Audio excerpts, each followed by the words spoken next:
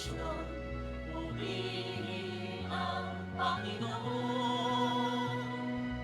Panginoon Jesus Nazareno, aming tatapuri, alay namin sa iyo.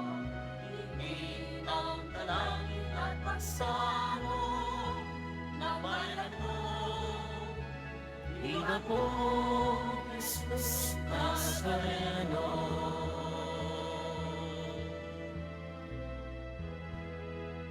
Simulan natin ang ating banal na pagdiriwang sa ngalan ng Ama at ng Anak at ng Espiritu Santo. Amen. Ang pagpapala at kapayapaan mula sa Diyos na Ama natin at sa Panginoong Hesukristo naway sumainyong lahat. At sumayo rin. Mga kapatid, tinipon tayo bilang kaanib ng angkan ng Diyos. Kaya dumulog tayo sa mawaing Panginoon na nagpapatawad ng lubos. Sinugong tagapagpagaling sa mga nagsisisi, Panginoon, kaawaan mo kami. Panginoon, kaawaan mo kami. Dumating na tagapag-anyayang mga makasalanan ay magsisi, Kristo, kaawaan mo kami. Kristo, kaawaan mo kami. Nakaluklok ka sa kanan ng Diyos Ama para ipamagitan kami. Panginoon, kaawaan mo kami. Panginoon, kaawaan mo kami. Kaawaan tayo ng makapangyarihang Diyos, patawarin tayo sa ating mga kasalanan at patnubayan tayo sa buhay na walang hanggan. Amen. Manalangin tayo. Ama naming makapangyarihan, niloob mong akuin ang iyong anak ang krus at kamatayan, upang ang sangkatauhay matubos at mabuhay. Ang pag-ako namin sa krus at kamatayan dito sa lupa, ayon sa diwa ng pagsunod sa iyong loob, na ginaganap ng iyong anak, ay magpagindapat nawang aming kamtin ang lubos na katubusan at pagkabuhay sa iyong piling. Sa pamamagitan ng Jesucristo, kasama ng Espiritu Santo, magpasawalang hanggan. Amen. Magsupo muna ang lahat. Pagbasa mula sa unang sulat ni Apostol San Pablo sa mga taga-Korinto. Mga kapatid, sapagkat sinugo ako ni Kristo, hindi upang magbinyag, kundi upang mangaral ng mabuting balita. Ipinangaral ko nga ito, ngunit hindi sa pamamagitan ng pananalitang baday sa karunungan ng sanlibutan, upang sa gayoy hindi mawala ng kabuluhan ang kamatayan ni Kristo sa krus. Sa mga napapahamak, ang aral tungkol sa pagkamatay ni Kristo sa krus ay kahangalan. Ngunit sa atin na mga inililigtas, iya'y kapangyarihan ng Diyos, sapagkat nasusulat, sisirain ko ang karunungan ng marurunong at pawawalang kabuluhan ang katalinuhan ng matatalino. Ano ang kabuluhan ngayon ng marurunong, ng mga eskriba, ng mahuhusay na debatista sa daigdig na ito? Ipinakikilala ng Diyos na ang karunungan ng sanlibutang ito ay kamangmangan, sapagkat ayon sa karunungan ng Diyos, hindi niya itinulot na siya'y makilala ng tao sa pamamagitan ng karunungan ng sanlibutang ito. Sa halip, minarapat niyang ang mga nananalig sa kanya'y iligtas sa pamamagitan ng mabuting balita na aming ipinangangaral, ngunit ipinalalagay naman ng sanlibutan na isang kahangalan. Ang mga Hudyo'y humihingi ng kababalaghan bilang katunayan. Karunungan naman ang hinahanap ng mga Griyego.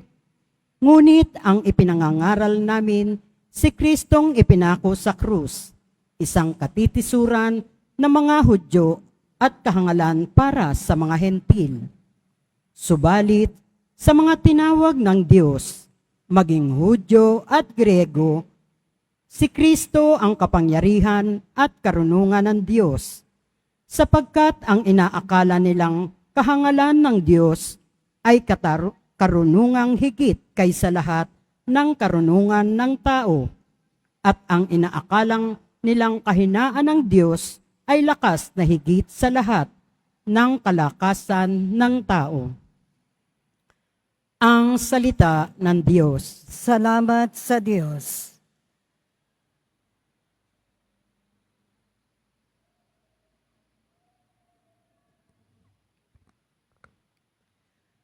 Awat pag-ibig ng Diyos sa sangkalupaay lubos. Awat pag-ibig ng Diyos sa sangkalupa ay lubos. Lahat ng matuwid dapat magsaya dahil sa ginawa ng Diyos sa kanila. Kayong masunuri, magpuri sa Kanya. Ang Diyos na Panginoon ay pasalamatan. Tugtugin ng alpat, awit ay saliwan. Awat pag-ibig ng Diyos sa sangkalupa ay lubos. Panginooy tapat sa Kanyang salita at maaasahan ang Kanyang ginawa. Minamahal niya ang gawang matapat. Ang pag-ibig niya sa mundo'y laganap. Awat pag-ibig ng Diyos sa sangkalupa ay lubos. Ang binabalangkas ninyong mga bansa, Kanyang nababagot, winawalang bisa. Ngunit ang mga panukala ng Diyos ay mamamalagit, walang pagkatapos. Awat pag-ibig ng Diyos sa sangkalupa ay lubos. Magsitayo po ang lahat.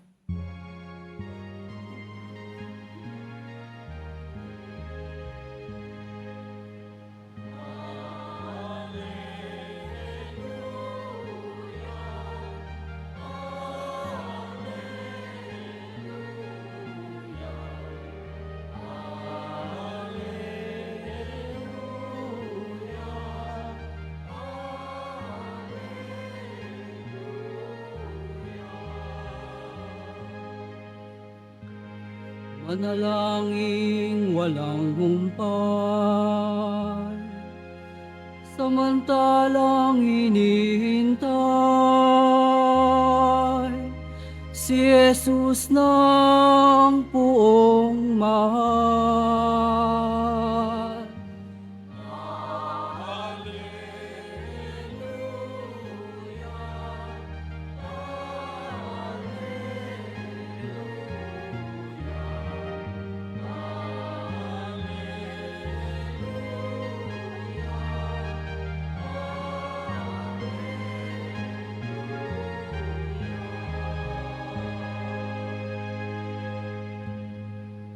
Sumainyo ang Panginoon. At sumayo rin Ang mabuting balita ng Panginoon ayon kay San Mateo. papuri sa iyo, Panginoon. Noong panahong iyon, sinabi ni Jesus sa kanyang mga alagad ang talinhagang ito. Dito maitutulad ang pagpasok sa kaharian ng Diyos. May 10 dalagang lumabas upang sumalubong sa lalaking ikakasal. Bawat isa'y may dalang ilawan. Ang 5 sa kanila'y hangal at ang 5'ay matalino. Ang mga hangal ay nagdala ng kanilang mga ilawan, ngunit hindi nagbaon ng langis. Subalit ang matatalinong dalaga ay nagbaon ng langis bukod pa sa nasa kanilang ilawan. Nabalam ng dating ang lalaking ikakasal, kaya't inantok silang lahat at nakatulog. Ngunit ng hating gabi na'y may sumigaw, "Narito ang lalaking ikakasal, salubungin ninyo." Agad nagbango ng 10 dalaga at inayos ang kanilang ilawan. Sinabi ng mga hangal, sa matatalino, bigyan naman ninyo kami ng kaunting langis. Aandap-andap na ang aming ilawan. Baka hindi magkasya ito sa ating lahat, tugon ng matatalino. Mabuti pa'y pumunta muna kayo sa nagtitinda at bumili ng para sa inyo. Kaya't lumakad ang 5 hangal na dalaga. Samantalang bumibili, dumating ang lalaking ikakasal. Ang 5 nakahanda ay kasama niyang pumasok sa kasalan at ipininid ang pinto. Pagkatapos dumating naman ang 5 hangal na dalaga. Panginoon, papasukin po ninyo kami, sigaw nila. Ngunit tumagon siya, sinasabi ko sa inyo, hindi ko kayo nakikilala. Kaya magbantay kayo sapagkat hindi ninyo alam ang araw ni ang oras. Mga kapatid, ang mabuting balita ng Panginoon. Pinupuri ka namin, Panginoong Hesu Kristo. Magsiupo muna tayong lahat. Magandang tanghali po sa inyong lahat. At welcome po sa Minor Basilica and National Shrine of Jesus Nazareno. Ngayon ay Biyernes, araw ng ating pagdedebosyon sa Nuestro Padre Jesus Nazareno. Kaya siya'y bigyan natin ng papuri.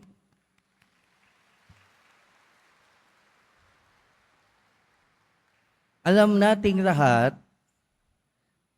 na ang goal natin sa buhay ay makapiling ang Diyos, ang mapunta sa langit. Pero sa ating ebanghelyo ngayon, kung isa-summarize natin ito sa isang pangungusap, pwede nating sabihin na hindi makakapasok ang hangal sa kalangitan, sa paghahari ng Diyos. Bawal yung iengot-engot, hahangal-hangal sa kaharian ng Diyos sa langit. Pero pag sinabi nating hangal o marunong, syempre meron tayong standard sa isip natin. Masasabi natin siguro na marunong o matalino yung isang tao kung maraming alam, o di kaya kung magaling sa maraming bagay. At masasabi nating hangal ang isang tao kung siya ay walang alam o mangmang. Pero pag sinabi nating hindi makakapasok sa paghahari ng Diyos ang isang hangal, ang sinasabi nating pagkahangal ay hindi yung standard nating mga tao. Dahil unang-una, iba yung sukatan ng pagiging marunong o hangal ng Diyos sa sukatan ng mga tao sa pagiging hangal at marunong. Dahil kung pagbabasihan natin ang mabuting balita at ang ating pagbasa, magkakaroon tayo ng idea kung ano ang ibig sabihin ng marunong para sa Diyos. At alam nating lahat na ibang-iba yung karunungan na sinasabi ng Panginoon sa karunungan na nasa isip natin, na alam natin. Kaya nga sa unang pagbasa, narinig natin si San Pablo. Ang karunungan ng tao ay kamangmangan sa Diyos. Kaya nga din, di ba, sinasabi niya na ang kanyang pinapahayag ay ang pagkamatay sa krus ng ating Panginoong Jesucristo. At anong sabi ni San Pablo doon? Ito'y katitisuran ng mga Hudyo. Dahil ang hinahanap na karunungan ng Hudyo o ang hinahanap ng mga Hudyo ay mga tanda. Pero sinabi din ni San Pablo na para sa Griego, ang pagkapako sa krus ay kamangmangan. O ito ay kamangmangan para sa mga Griego. Bakit? Dahil iba talaga ang karunungan para sa Diyos, iba rin para sa ating mga tao. Pero kung titignan natin yung Ebanghelyo, siguro masasabi natin o masasabi talaga natin na ang ibig sabihin ng karunungan ay yung marunong kung ano yung mga bagay na dapat bigyan ng halaga. At ang taong marunong ay yung taong laging handa. Laging handa saan? Laging handa sa pagharap, hindi lang sa bawat araw, pero laging handa sa pagharap niya, pagdating ng araw, naharapin niya na ang Panginoon. Ang problema sa ating mga tao, minsan, kundi man madalas, kapag ka yung isang bagay na alam nating mahalaga, pero matagal pa, ipinagpapaliban muna natin. Hindi natin masyadong pinaghahandaan hanggat hindi pa malapit. For example, di ba yung mga estudyante, kailan ba mag-aaral yung mga yan? Kapag ka malapit na yung exam. Kailan ba naghahanda yung mga may sakit, may karamdaman, for example, kapag ka malapit na yung check-up. Kailan ba naghahanda yung mga magbo-board exam? Kapag ka malapit na yung exam. Pero ang tunay na karunungan na sinasabi ng ating Panginoon ay yung paghahanda, hindi pag malapit na. Pero yung sinasabi niya dito sa ating ebanghelyo, magbantay kayo sapagkat hindi ninyo alam ang araw ni ang oras. Ibig sabihin, hindi naman natin pwedeng sabihin na bukas ko na lang susundin ang Diyos. Hindi naman natin pwedeng gawin na bukas na lang natin susundin ang Panginoon. Hindi pwedeng magpakabuti tayo, bukas na lang, sa susunod na lang, saka na lang. Maraming mga tao ngayon na kapag ka tinanong natin, kapag ka sinuri natin, ang gagawin nila, magsisimba na lang pagka malapit na mamatay. Pagka nag-retire na, kapag ka wala nang iniisip sa buhay, saka na lang lalapit sa Diyos. Saka na lang magpapakabuti. Sa ngayon, ibang priority muna.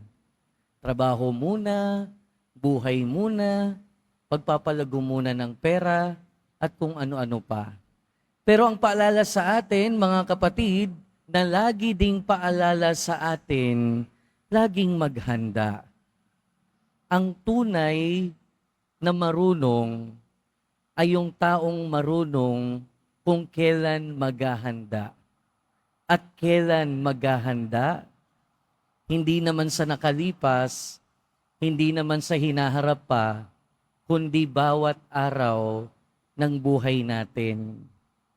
Diba kaya nga sabi sa Salmo, if today you hear His voice, harden not your hearts. Kung ngayon marinig mo ang tinig ng Diyos, huwag nang magmatigas pa. Kailan tayo dapat magpakabuti? Kailan tayo dapat lalong sumunod sa Diyos? Kailan natin palalalimin palalo ang ating ugnayan sa Panginoon? Bukas ba? Sa isang araw ba? Sa susunod pa ba? Hindi. Ngayon na. Ngayon na yung tamang panahon. Dahil kung hindi naman natin sigurado kung kailan talaga, di ba? Anytime, any moment, pwede tayong kunin ni Lord. At pag dumating yung sandaling iyon, isa lang yung hiling natin, na sana handa tayo. Dahil kung hindi tayo handa, malamang hindi rin natin alam kung saan tayo pupulutin. Dahil ang taong marunong sa buhay ay hindi lang marunong kung papaano harapin ang hamon ng bawat araw sa totoong buhay. Ang taong totoong marunong ay marunong ding maghanda bawat araw na harapin ang Panginoon. Kaya sa pagpapatuloy ng ating buhay, mga kapatid, nawa biyayaan tayo ng grasya ng Diyos na lagyan o may-identify, malaman natin kung ano-ano talaga ang dapat paghandaan. At pag malaman natin sa tulong ng Diyos kung ano yung mga bagay na dapat laging pinaghahandaan, nawa maging tama yung paghahanda natin. Katulad ng mga matatalinong dalaga sa ating ebanghelyo. At kung alam natin kung kailan maghahanda, alam natin kung papaano maghanda, nawa bigyan din tayo ng grasya ng Diyos na hindi bukas, hindi sa susunod, kundi ngayon na. Ngayon na tayo maghanda. Maghanda sa pagharap sa Diyos, maghanda na lagi siyang mapalapit sa atin. Maghanda na laging palalimin ang ating pananampalataya at pag-ibig sa ating Panginoon. Amen. Magsitayo na po ang lahat.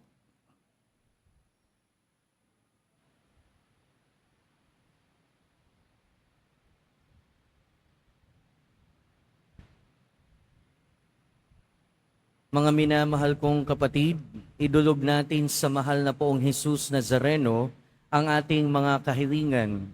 Taglay ang matibay na pananampalataya sa kanyang pagkadiyos, ang tapat na pag-asa sa kanyang kapangyarihan at ang maningas na pag-ibig sa kanyang puso. Sa bawat panalangin ang ating itutugon, mahal na poong Jesus Nazareno, kaawaan mo kami. Mahal na poong Jesus Nazareno, kaawaan mo kami. Upang ang Eucharistia na ating tinatanggap sa komunyon at inihahandog sa misa bilang alaala ng mga hirap ng mananakop ay magdulot sa atin ng wagas na pagmamahal sa Diyos at sa kapwa. Manalangin tayo. Mahal na poong Mahal na poong Jesus Nazareno, kaawaan mo kami. Upang ang panalangin ni Jesus Nazareno sa halamanan ng Getsemani, na dito'y pinawisan siya ng dugo, ay maghasik sa atin ng pagkahilig sa panalangin na siyang mabisang lunas sa lahat ng karamdaman ng tao. Manalangin tayo. Mahal na poong Jesus Nazareno, kaawaan mo kami. Upang ang kanyang koronang tinik, damit na purpura, at krus ay magpaalaala sa atin ng kanyang mga aral at simulain bilang hari ng sanlibutan ay dapat maghari sa ating isipan, angkan at lipunan. Manalangin tayo. Mahal na poong Jesus Nazareno, kaawaan mo kami. Upang sa bisa ng kanyang pagpapasa ng krus sa mga lansangan sa Jerusalem, ay matuto tayong makiramay at makihati sa mga kahirapan at tiisin ng kapwa. Manalangin tayo. Mahal na poong Jesus Nazareno, kaawaan mo kami. Upang tulungan tayo ng mahal na Birhen, ina ng hapis na maging tunay na larawan ng kanyang anak sa isip, wika at gawa, nang sa gayon ay makamit ang ating kahilingan sa poong Jesus Nazareno. Mahal na Manalangin tayo. Mahal na poong Jesus Nazareno, kaawaan mo kami. Ama naming mapagmahal, nahayag sa salita, gawa, buhay at kamatayan ng iyong anak, na ang Diyos ay pag-ibig. Maipahayag dinawa namin ang katotohanan ito sa pamamagitan ni Jesus Nazareno, Panginoon namin, magpasawalang hanggan. Amen. Magsupo muna ang lahat.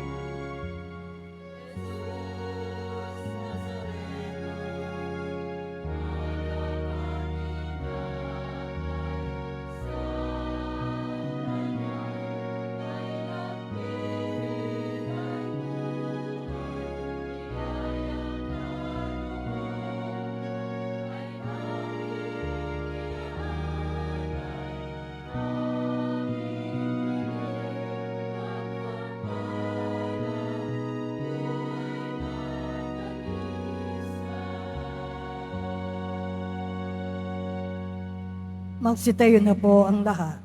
Manalangin kayo mga kapatid upang ang paghahain natin ay kalugdan ng Diyos amang makapangyarihan. Tanggapin nawa ng Panginoon itong paghahain sa iyong mga kamay, sa kapurihan niya at karangalan, sa ating kapakinabangan, at sa buong sambayanan niyang banal. Ama naming lumikha, sa ikapagpapatawad ng mga kasalanan, maganap nawa ang paghahaing ito na sa dambana ng krus ay siyang pumawi sa kasalanan ng buong mundo. Sa pamamagitan ni Jesucristo, kasama ng Espiritu Santo, magpasawalang hanggan. Amen. Sumainyo ang Panginoon. At sumayo rin, Itaas sa Diyos ang inyong puso at diwa. itinaas na namin sa Panginoon. Pasalamatan natin ang Panginoong ating Diyos. Marapat na siya ay pasalamatan. Ama naming makapangyarihan, tunay ngang marapat na ikaw ay aming pasalamatan. Iyong ipinasyang sa kahoy na krus, ang sangkatauhay tubusin ni Jesus. Sa punong kahoy nagkapuwang ang kamatayan. Sa kahoy na krus itinanghal ang pagkabuhay. Sa punong kahoy na naig ang sumuway sa iyo.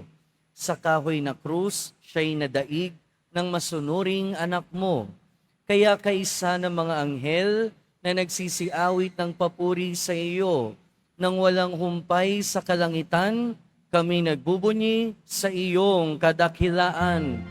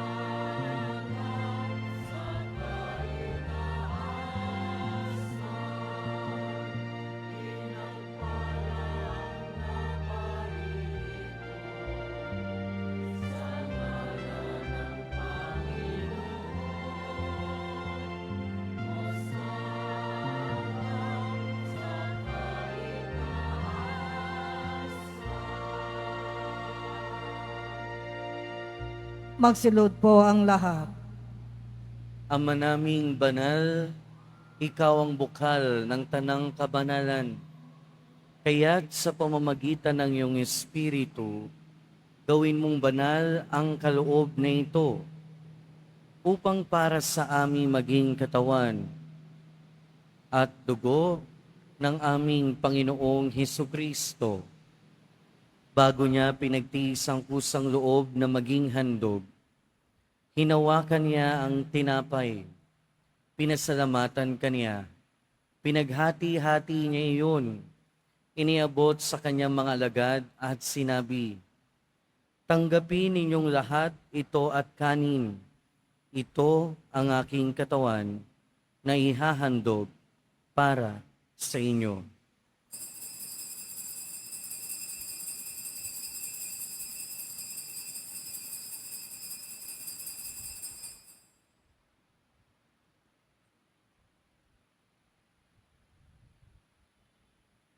Gayun din naman nung matapos ang hapunan, hinawakan niya ang kalis, muli kanyang pinasalamatan.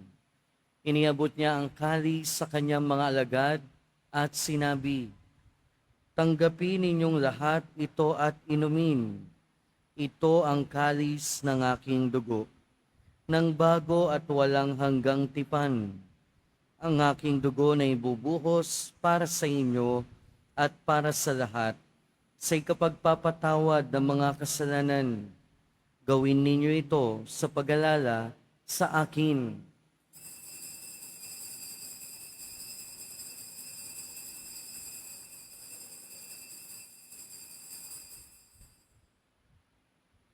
Magsitayo na po ang lahat.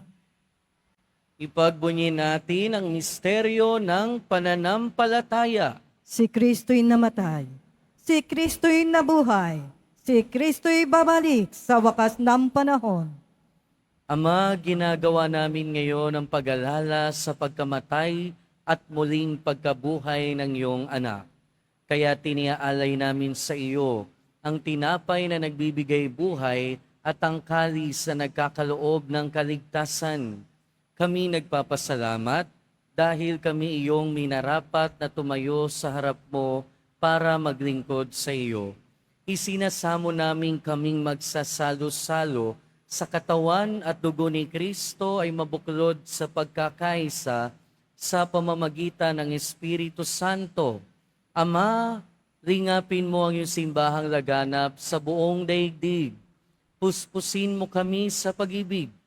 Kay San Francisco na aming Santo Papa, at ni Jose na aming Obispo at ng Tanang Kaparian, alalahanin mo rin ang mga kapatid naming nahinlay, nang may pag-asang sila'y muling mabubuhay, gayon din ang lahat ng mga pumanaw.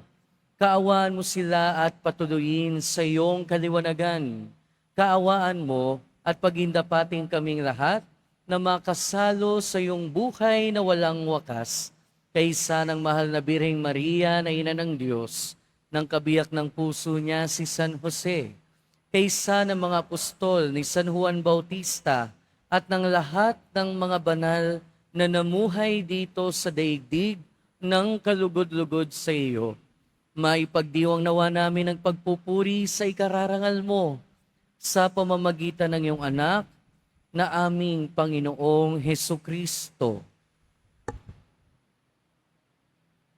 Sa pamamagitan ni Kristo, kasama niya at sa Kanya, ang lahat ng parangal at papuri ay sa iyo, Diyos amang makapangyarihan, kasama ng Espiritu Santo, magpasawalang hanggan.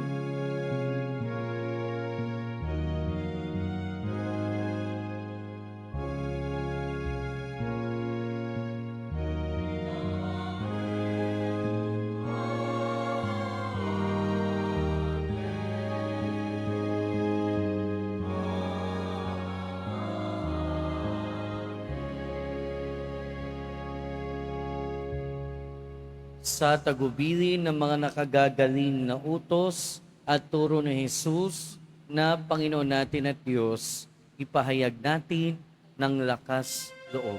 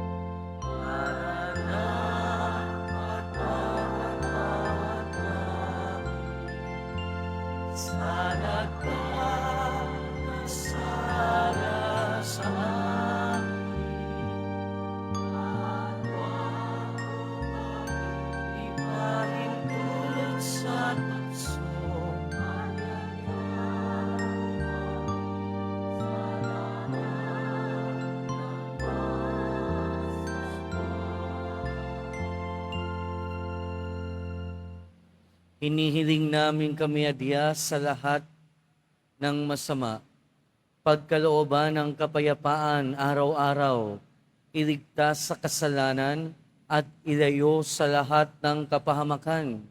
Samantalang aming pinananabikan ang dakilang araw ng pagpapahayag ng tagapagligtas naming si Hesu Kristo. Sapagkat iyo ang kaharian at ang kapangyarihan at ang kapurihan magpakelanman. Amen. Panginoong Hesu Kristo, sinabi mo sa iyong mga apostol, kapayapaan ang iniiwan ko sa inyo. Ang aking kapayapaan ang ibinibigay ko sa inyo. Tunghayan mo ang aming pananampalataya at huwag ang aming pagkakasala. Pagkalooban mo kami ng kapayapaan at pagkakaisa ayon sa iyong kalooban, kasama ng Espiritu Santo, magpasawalang hanggan. Amen.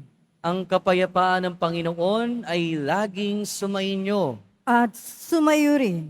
Magbigayan tayo ng kapayapaan sa isa't isa. Peace be with you po. Peace be with you.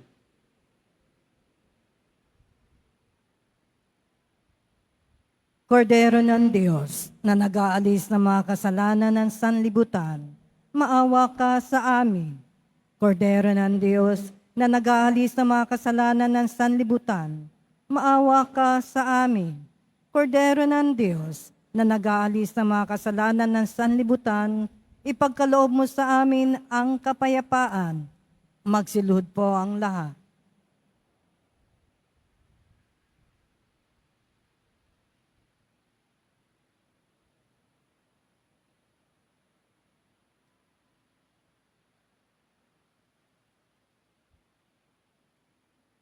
Ito ang kordero ng Diyos.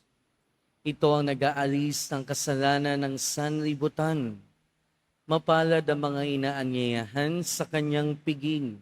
Panginoon, hindi ako karapat-dapat na magpatuloy sa iyo. Ngunit sa isang salita mo lamang ay gagaling na ako.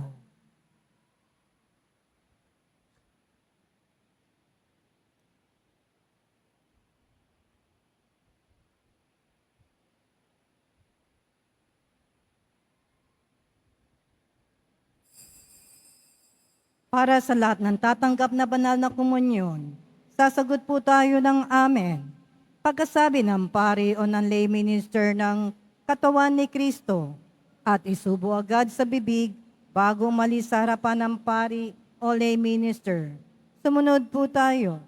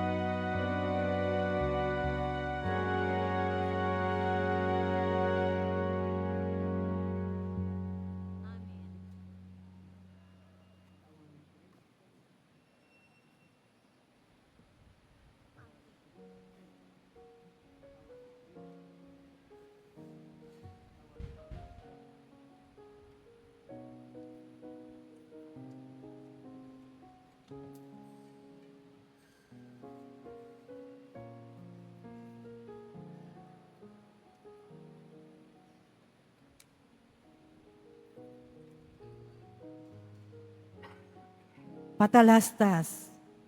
Ang Ministry of Altar Servers ng Basilica Minor at Pambansang Dambana ni Jesus Nazareno ay muling naghahanap at tumatanggap ng mga nagnanais na maging lingkod sa dambana ng poong Jesus Nazareno bilang sakristan.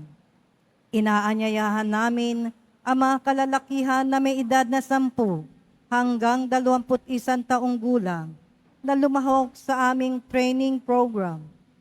Para sa mga nagnanais na lumahok, maaaring bisitahin at i-message ang Facebook page ng Ministry of Altar Servers, Quiapo Church.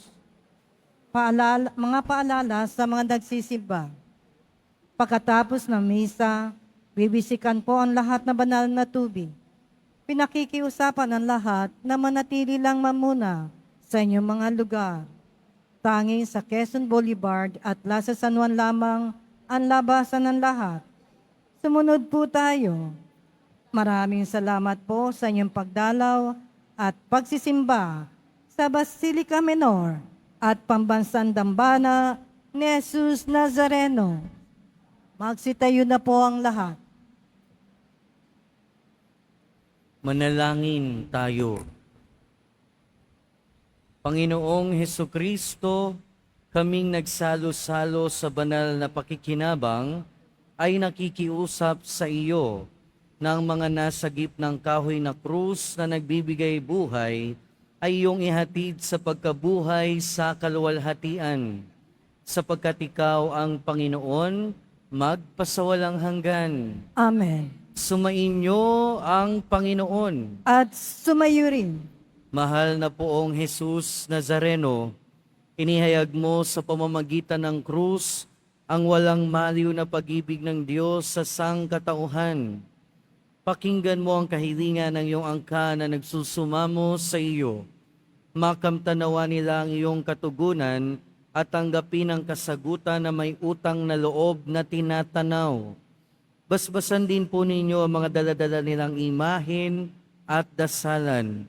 Sa pamamagitan ng bendisyon na ito, naway maalala nila ang mga pangako nila noon sa binyag, na ikaw ang kanilang iibigin at paglilingkuran bilang Panginoon, magpasawalang hanggan. Amen. At pagpalain kayo ng makapangyarihan at mapagmahal na Diyos, Ama, Anak, at Espiritu Santo. Amen. Pumayo kayong taglayang kapayapaan ng Pong Jesus Nazareno. Salamat sa Diyos.